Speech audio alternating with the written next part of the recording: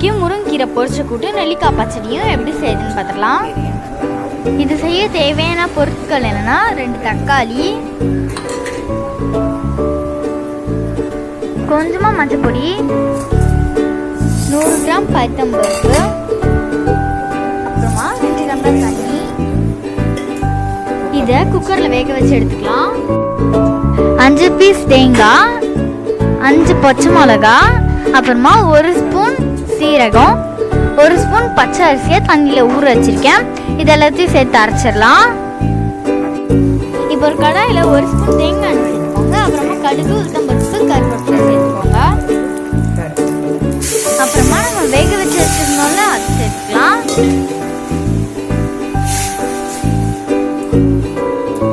இதில் தேவையான அளவு உப்பு சேர்த்துக்கோங்க.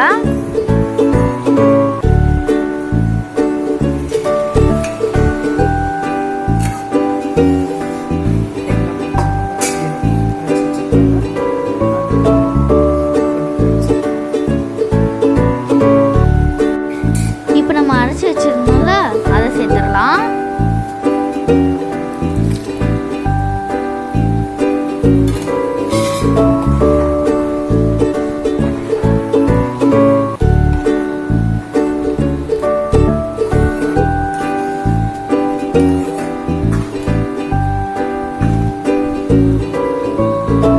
இது ஒரு கொதி வந்த உடனே இதை இறக்கிடலாம்.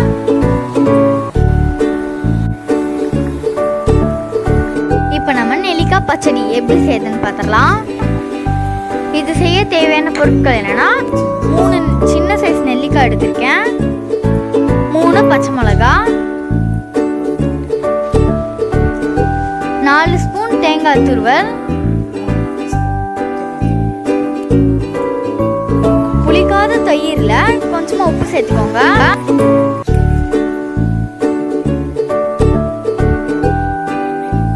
இந்த நெல்லிக்காவை வேக வச்சு எடுத்துக்கோங்க. இப்போ நம்ம தேங்காய் துருவல், பச்சை மிளகாய், நெல்லிக்காய் சேர்த்து அரைச்சிடலாம்.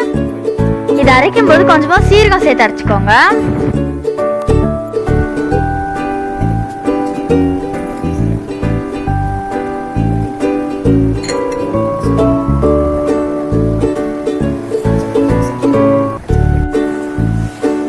இப்போ நம்ம அரைச்சதை தயிர்ல சேர்த்து நல்லா கலந்து விட்டுக்கோங்க.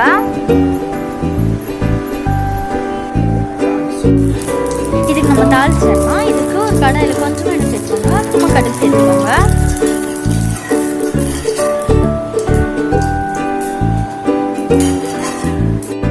இப்போ நம்ம முருங்கைக்கீரை பொரிச்ச கூட்டும் நெல்லிக்காய் பச்சடியும் ரெடி. இந்த ரெசிபி உங்களுக்கு பிடிச்சிருந்துச்சுன்னா லைக் பண்ணுங்க, ஷேர் பண்ணுங்க, கமெண்ட் பண்ணுங்க, மறக்காம சப்ஸ்கிரைப் பண்ணிடுங்க.